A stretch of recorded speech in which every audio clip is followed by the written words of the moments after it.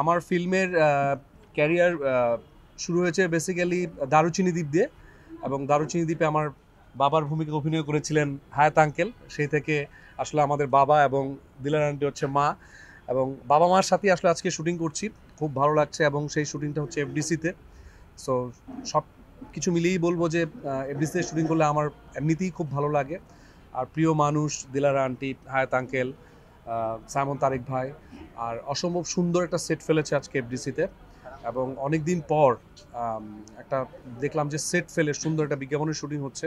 যেই কাজটা করছি এটা অনেক বড় একটা ব্র্যান্ড হয়ে দাঁড়াবে সামনে, এবং আমাদেরকে নিয়েছে এই জন্য থ্যাংক ইউ সো মাচ। আমি ব্র্যান্ড অ্যাম্বাসেডর হিসাবে ওনাদের সাথে যুক্ত হলাম আজকে শুটিং, অথবা সামনে আরও এটার বিজ্ঞাপন দেখতে পারবেন, প্রচারণা দেখতে পারবেন। সো আপনারাও সাপোর্ট দিবেন, আর আমরা আসলে কাজটা করে খুব ভালো লাগছে, এটাই, আর কিছু বলার নেই। Thank you so much. আপনারা তো সবাই জানেন আমার সম্পর্কে, নারী নক্ষত্র সবই জানেন। বিজ্ঞাপনে বোধহয় আমি 100-200 বিজ্ঞাপন করেছি, সুতরাং আমার কাছে নতুন কিছু না। কিন্তু তারপরেও নতুন এই জন্য যে এদের যে চেষ্টা, এদের যে আয়োজন, সেগুলোকে একটু ব্যতিক্রম মনে হয়েছে, আমার কাছে ভালো লেগেছে। সাইমন আমার পরিচিত, অনেকদিন ধরেই ওদের সাথে কাজ করেছি আমি সিনেমাতে।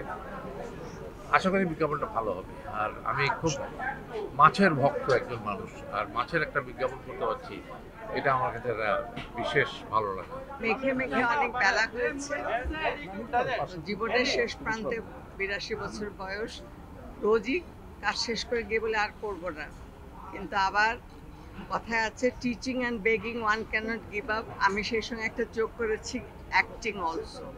তো ডাকলেই চলে আসি, আর এই ডাকটিও আমি উপেক্ষা করতে পারলাম না, এই জন্যে যে সাইমন তারেক অনেক ভালো কাজ করে। খুবই ভালো লাগছে যে আমার সব পছন্দের আর্টিস্টরা, এত সিনিয়র সব কাছের মানুষ, মানে আবুল হায়াত বাবা, দিলারামা, ইমন, সবাই একসাথে আমরা কাজটা করতে পেরেছি। এটা আমি একটা কাজ করেছি অলরেডি, যেটা আমি ডিসক্লোজ করতে চাচ্ছি না।